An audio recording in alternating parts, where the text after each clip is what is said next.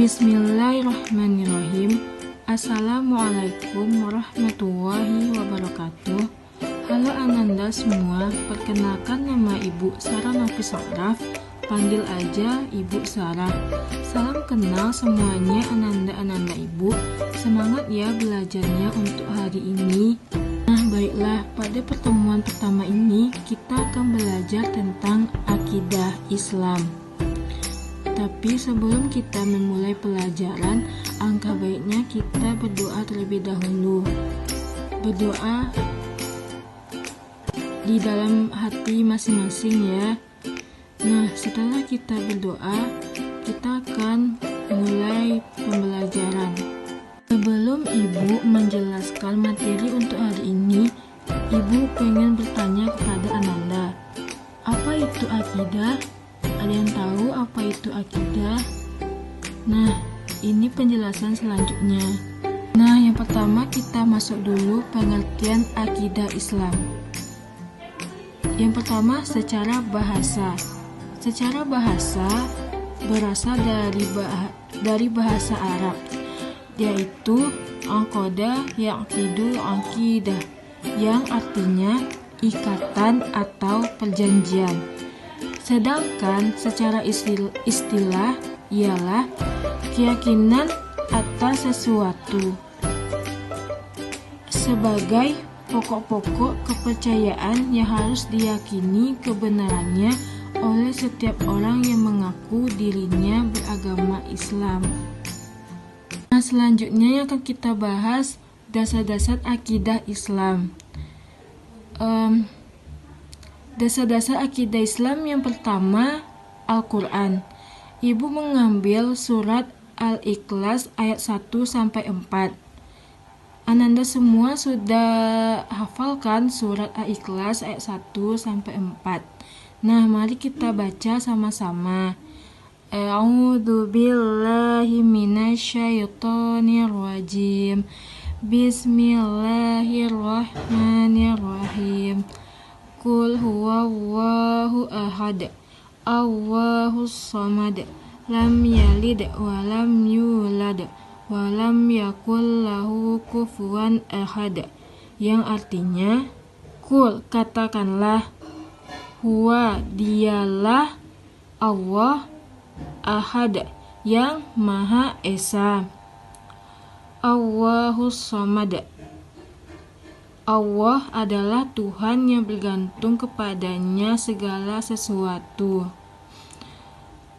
Lam yalid wa lam yulad, dia tidak beranak dan tidak pula diperanakkan. Wa lam yakul lahu kufuwan ahad, dan tidak ada seorang pun yang setara dengan dia. Selanjutnya, dalil yang kedua, hadis yang diriwayatkan oleh Bukhari. Bismillahirrahmanirrahim. An Abi Hurairah qala kana Nabiyyu sallallahu alaihi wasallam barizan yauma lin-nasi fa'tahu Jibril faqala mal iman antu'minu billahi wa malaikatihi wa kutubihi wa biliqaihi wa rusulihi wa tu'minu bil baqti. Yang artinya, dari Abu Hurairah RA berkata bahwa Nabi SAW pada suatu hari bersama dengan para sahabat, lalu datang malaikat Jibril, kemudian bertanya, apakah iman itu? Nabi SAW menjawab, iman adalah kamu beriman kepada Allah, malaikat-malaikatnya, kitab-kitabnya, pertemuan dengannya, rasul-rasulnya, dan kamu beriman kepada hari kiamat atau hari berbangkit. Hadis riwayat Bukhari. Nah, selanjutnya akan kita bahas tujuan mempelajari akidah Islam. Nah, apa sih tujuan mempelajari akidah Islam itu? Yang pertama, untuk menumpuk dan mengembangkan dasar-dasar ketuhanan yang telah ada sejak manusia lahir. Maksudnya, Tujuan dari mempelajari akidah Islam ini untuk mengembangkan dasar ketuhanan di dalam diri kita agar kita senantiasa beriman kepada Allah. Yang kedua, untuk menghindarkan diri dari kemusyrikan. Nah, orang yang berbuat syirik disebut dengan musyrik, sedangkan perbuatannya disebut syirik. Jadi kita tidak boleh syirik kepada Allah. Yang ketiga, untuk menghindarkan diri dari pengaruh akal pikiran yang sesat.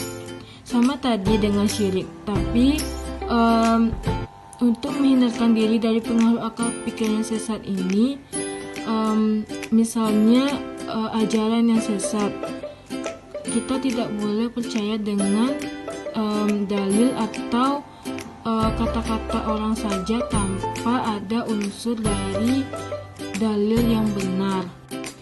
Selanjutnya yang akan kita bahas hubungan iman, Islam, dan ihsan. Tapi sebelum Ibu lanjut membahas hubungan iman, Islam, dan ihsan tersebut, Ibu akan menjelaskan dulu pengertian dari iman, Islam, dan ihsan. Yang pertama, iman. Menurut bahasa, iman artinya percaya, sedangkan menurut istilah iman adalah al-imanu wa tasdiq bil qalbi wa iqrar bil insan wa amal bil arkan, yang artinya iman adalah membenarkan dengan hati, mengucapkan dengan lisan, dan dilaksanakan dengan anggota badan. Selanjutnya, Islam. Kata Islam berasal dari bahasa Arab, yaitu aslama yuslimu islaman, yang artinya patuh, tunduk, menyerahkan diri, dan selamat. Sedangkan menurut istilah Islam yaitu agama yang mengajarkan manusia berserah diri dan tunduk sepenuhnya kepada Allah. Tunduk atau berserah diri adalah mengajarkan perintah Allah dan menjauhi larangannya. Orang yang berserah diri atau tunduk disebut muslim. Nah, selanjutnya ihsan. Ihsan berasal dari bahasa Arab, yaitu ahsan yuhsin ihsanan, yang berarti kebaikan. Sedangkan ihsan menurut istilah perbuatan baik sebagai bentuk penghambaan diri kepada Allah sebagai makhluk individu, yaitu hubungannya dengan Allah maupun makhluk sosial yang berinteraksi dengan sesama. Selanjutnya, hubungan iman, Islam, dan ihsan. Apa sih hubungan iman, Islam, dan ihsan? Nah, ketiganya bagian utama dalam agama Islam, satu kesatuan yang tidak bisa dipisahkan. Iman merupakan dasar akidah Islam. Iman diwujudkan melalui pelaksanaan rukun Islam. Pelaksanaan rukun Islam harus dilakukan dengan cara ihsan atau baik. Beriman tanpa rukun Islam itu hanya sia-sia. Jadi kesimpulannya, iman sebagai bentuk keyakinan, Islam sebagai bentuk ibadah kepada Allah Subhanahu wa Ta'ala, ihsan sebagai bentuk perbuatan baik kepada Allah maupun kepada sesama manusia atau sesama makhluk hidup. Sekian untuk hari ini. Ibu harap Ananda sudah paham dan mengerti tentang materi yang telah disampaikan. Untuk pertemuan hari ini kita cukupkan sampai di sini dulu ya. Sekian dan terima kasih. Assalamualaikum warahmatullahi wabarakatuh.